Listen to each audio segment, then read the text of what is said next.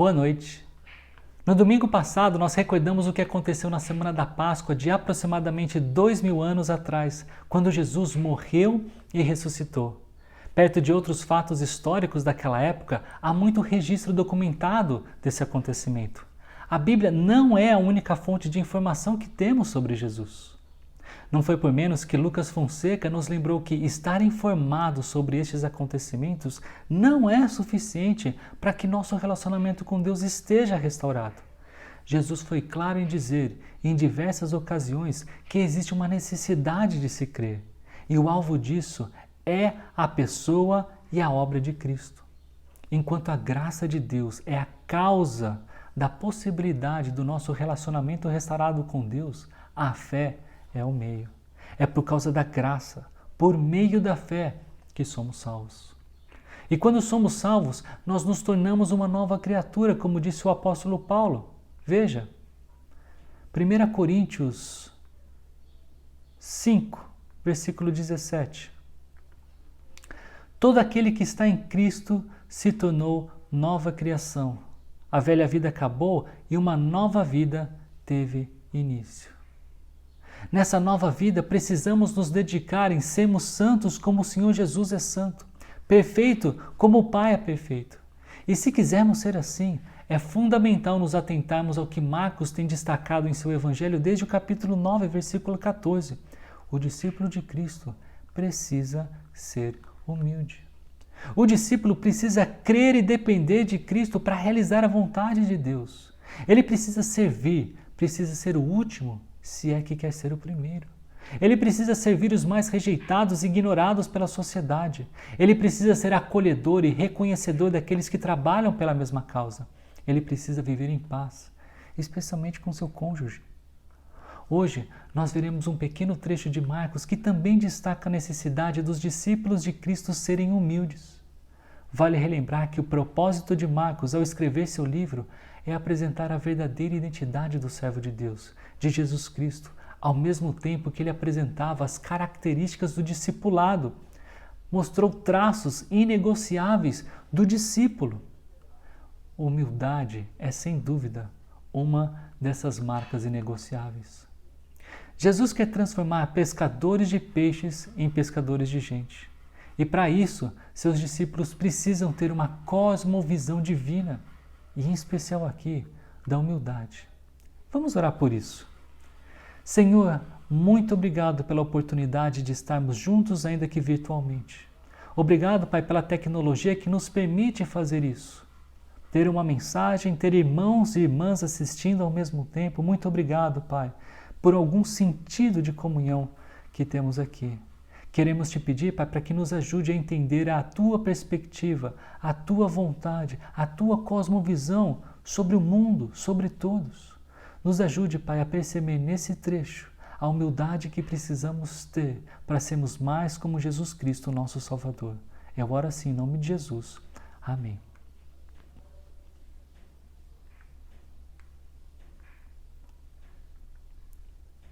Então, o trecho que nós vamos tratar hoje é Marcos, capítulo 10, versículos 13 e 16. Mas antes de prosseguir, é importante que eu defina a cosmovisão com vocês. Cosmovisão é a forma como um indivíduo ou um grupo enxerga o mundo. Na cosmovisão de Hitler, por exemplo, os alemães eram uma raça humana superior. Na Índia, a vaca é um animal sagrado. Para os americanos, a liberdade é de supremo valor. Sua cosmovisão, o conjunto de valores que você tem, define a forma como você vive nesse mundo. Se para você o ser humano somente tem vida quando sai do útero, então não há problema a pílula do dia seguinte ou o aborto a qualquer momento da gestação.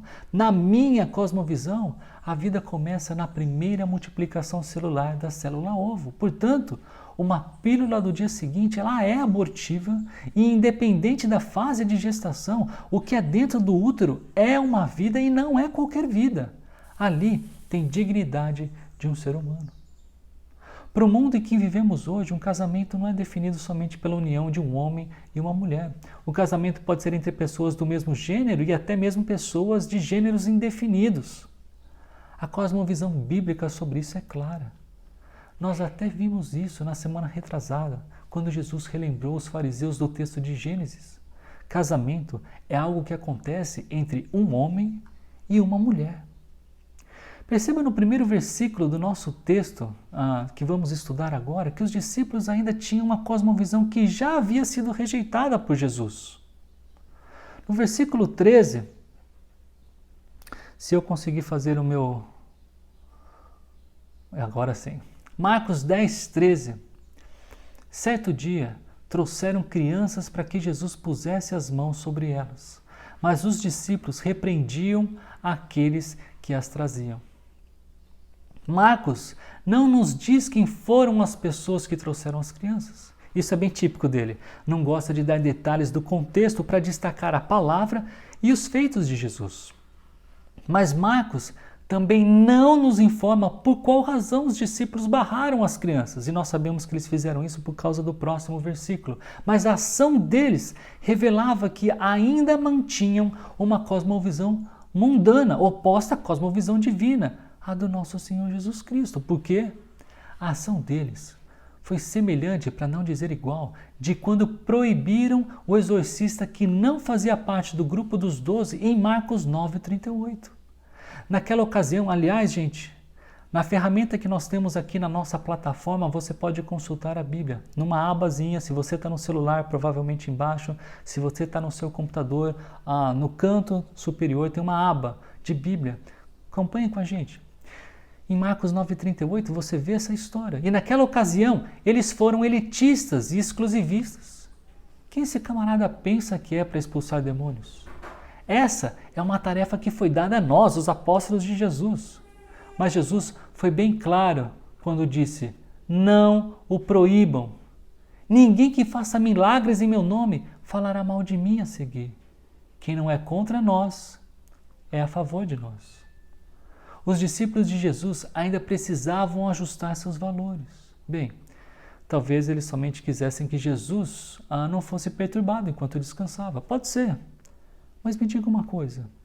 Quando alguém importante toca a campainha da sua casa, às vezes até o carteiro, essa pessoa é importante, dependendo do que você está esperando receber pelos correios, quando alguém importante toca a sua campainha, você se prontifica a atender mesmo estando ocupado ou descansando?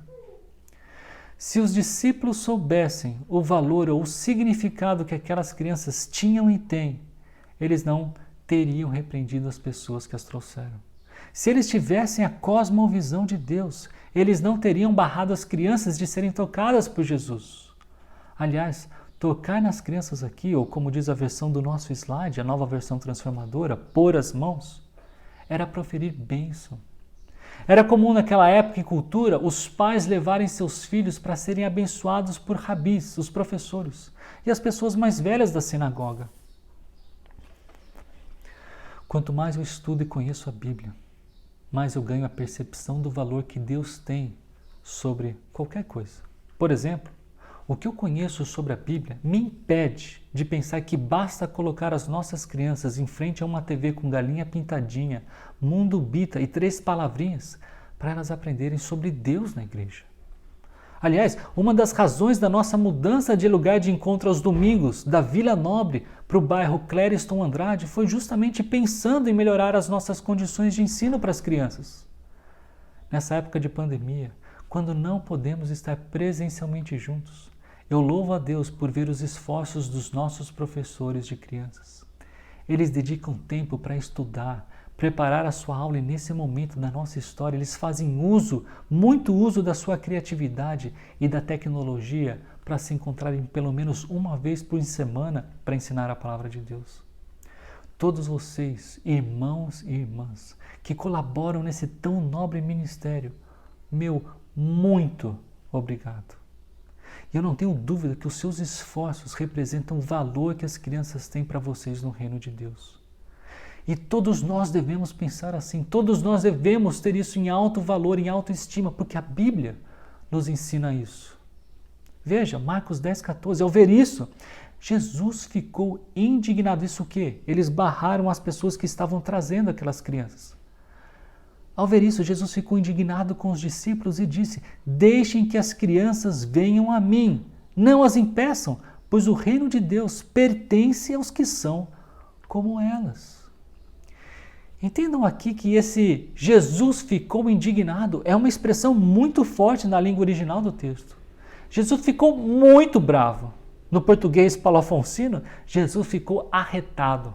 Jesus ficou invocado, ou ainda, Jesus pegou ar. Por quê? O texto nos diz que a indignação de Jesus se deu em função da atitude dos discípulos que não deveriam ter impedido as crianças de irem até ele, pois o reino de Deus pertence aos que são como elas, como as crianças.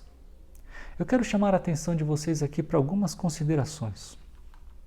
A primeira delas é que Jesus associa o reino de Deus à pessoa dele. Ir até Jesus aqui é ir até o reino de Deus.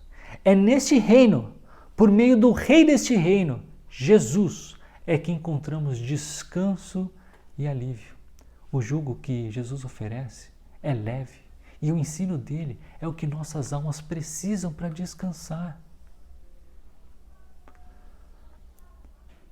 Em Mateus, capítulo 11, versículos 28 e 29, nós lemos: venham a mim todos os que estão cansados e sobrecarregados, e eu lhes darei descanso. Tomem sobre vocês o meu jugo e aprendam de mim, pois sou manso e humilde de coração, e vocês encontrarão descanso para as suas almas. Não percam isso de vista. No tempo como o nosso, tão incerto quanto o que acontecerá, precisamos estar firmados nas verdades da única pessoa que é totalmente fiel. No reino dele, no reino de Jesus, ao lado dele, não há coronavírus capaz de tirar a paz que somente ele pode nos dar. A segunda consideração é que Jesus não disse que o reino de Deus é das crianças, mas é das pessoas que são como crianças. Ou seja, o reino de Deus não é somente das crianças, mas de todas as pessoas que são como crianças.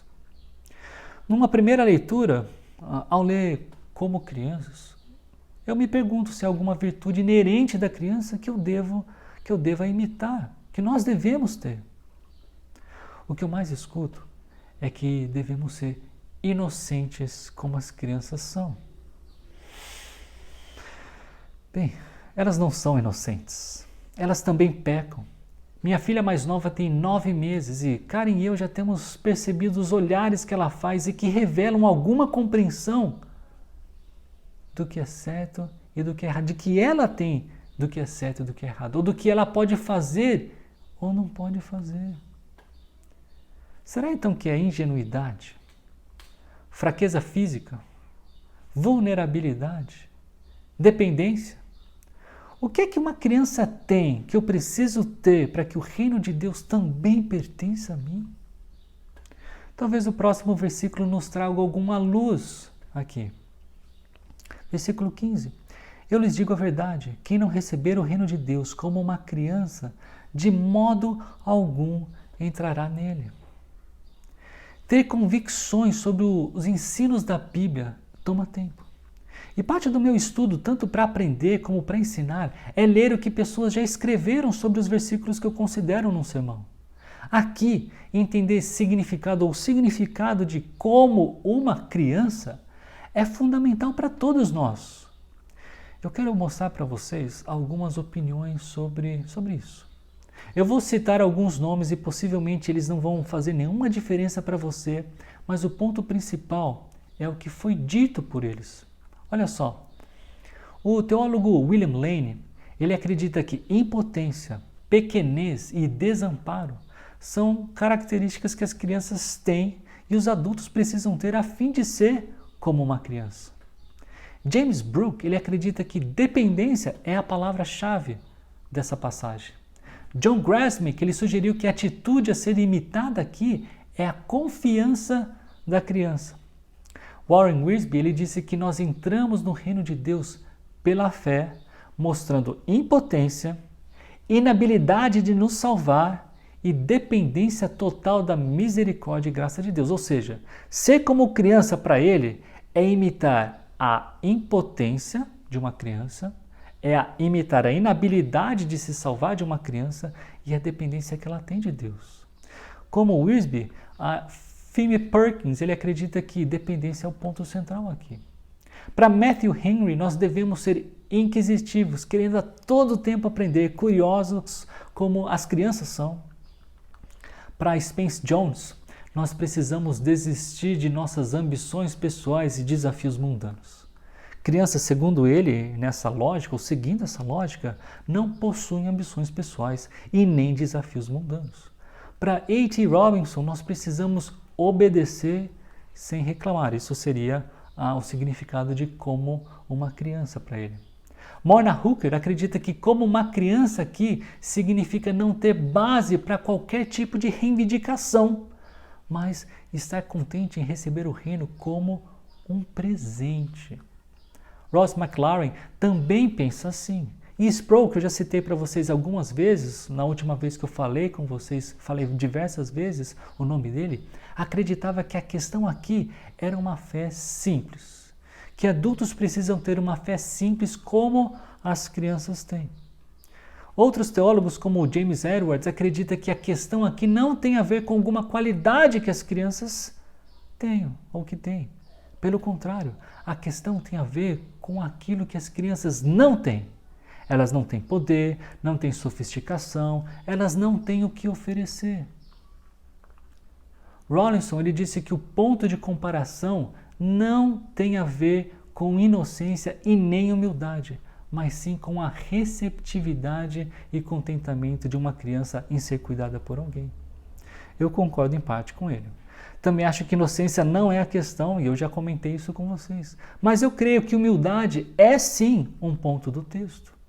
Um dos meus mestres, falecido em 2015, Carlos Oswaldo Pinto, também acreditava nisso. Ele escreveu que humildade e confiança infantis são as qualidades exigidas para se entrar no reino de Deus. Richard Lenski, um pastor luterano, também pensava assim.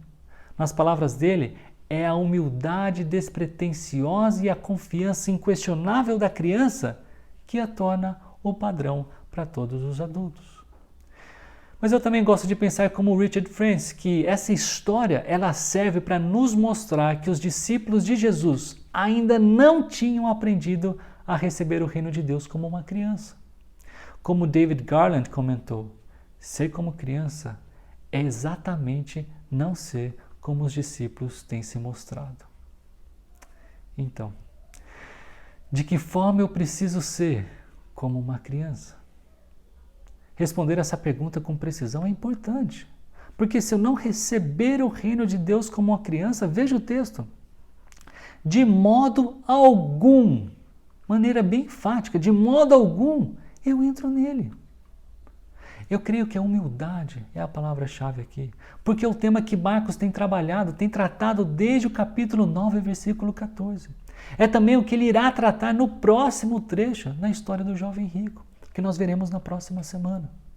O que todos concordam, todos estes concordam de forma geral, é que o reino de Deus não é algo que conquistamos, não é mérito dos que fazem mais e melhor. O reino é algo que recebemos como um presente e entramos como num reino. Um presente é dado, e nesse caso ele é dado por Deus. Presentes não são pagamentos, não é um salário. Presentes são presentes. Para ter esse presente, basta recebê-lo. Você não faz algo em troca disso. E receber aqui é absorver os valores deste reino, é ter uma cosmovisão divina, é enxergar o mundo de acordo com as lentes de Deus, e inclusive entender a necessidade do perdão que Deus oferece por meio da cruz. O único caminho para a redenção de qualquer ser humano. Receber o reino é querer estar no time de Deus, para ser treinado por Ele e para Ele com as condições e regras que Ele nos dá. E nós recebemos este reino como uma criança quando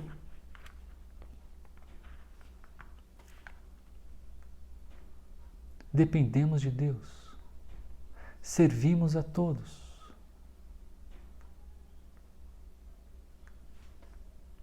Apoiamos os menosprezados, acolhemos os parceiros, vivemos em paz uns com os outros, substituímos valores, e isso aqui está em laranja porque é o que nós estamos vendo nesse trecho, a aquisição de uma nova cosmovisão, uma cosmovisão superior, bem superior, uma cosmovisão divina. E nós recebemos este reino como uma criança, quando nós renunciamos possessões. Está em amarelo porque é o que nós veremos no próximo domingo. Tudo isso abarca o conceito de humildade, conforme nós temos estudado desde Marcos, capítulo 9, versículo 14. Versículo 16, então. Então tomou as crianças nos braços, pôs as mãos sobre a cabeça delas e as abençoou. As bênçãos do reino de Deus estão disponíveis para todo e qualquer homem e mulher que vir até Jesus. Aqui, a bênção de Jesus é um símbolo positivo dos benefícios que todos os que entram neste reino têm, e têm em abundância. Sabe aqueles memes de expectativa e realidade? Então, a expectativa das pessoas que trouxeram as crianças era de que elas recebessem uma bênção, mas a realidade foi que Jesus as tomou nos braços. Um final bem gráfico do afeto e do exemplo de humildade do nosso Senhor, que ama até mesmo os menosprezados. As crianças eram menosprezadas naquela época. Aproveitando, nós não sabemos se foram os pais das crianças que as levaram para serem abençoadas por Jesus. É provável, mas não é certeza. De qualquer forma, eu queria dar essa breve palavra para os pais, especialmente para os pais. Lembrem-se que o maior presente que vocês podem dar para os seus filhos, que nós pais podemos dar para os nossos filhos, é apresentá-los o reino de Deus, em especial o rei deste reino, Jesus Cristo. É ensiná-los a como receber este reino e entrar nele, é explicar o evangelho de que Jesus Cristo morreu pelos nossos pecados e ressuscitou, porque a morte não podia vencê-lo. Pais, entendo que a salvação de seus filhos é um ato soberano de Deus, mas vocês são os agentes pelo qual Deus opera. Entendo que nada ou ninguém atrapalha o valor que Deus tem pelos pequeninos. Ele quer ir além de estender sua mão para abençoá-los. Ele quer abraçá-los. Quando nós não temos a cosmovisão de Deus, ou seja, quando nós não entendemos o mundo à nossa volta de acordo com as lentes ou os olhos de Deus, os valores são diferentes. Os discípulos de Jesus viviam numa sociedade que menosprezava as crianças, mas Jesus mostra que as crianças são um exemplo perfeito de humildade. Ele coloca as crianças no devido valor. Se você e eu formos como uma criança, nós entramos no reino. Se não, de maneira alguma, entraremos no reino de Deus. O que é que precisamos ajustar para enxergarmos o mundo como Deus? Que tal começarmos como uma autoavaliação sobre humildade? Será que eu sou humilde?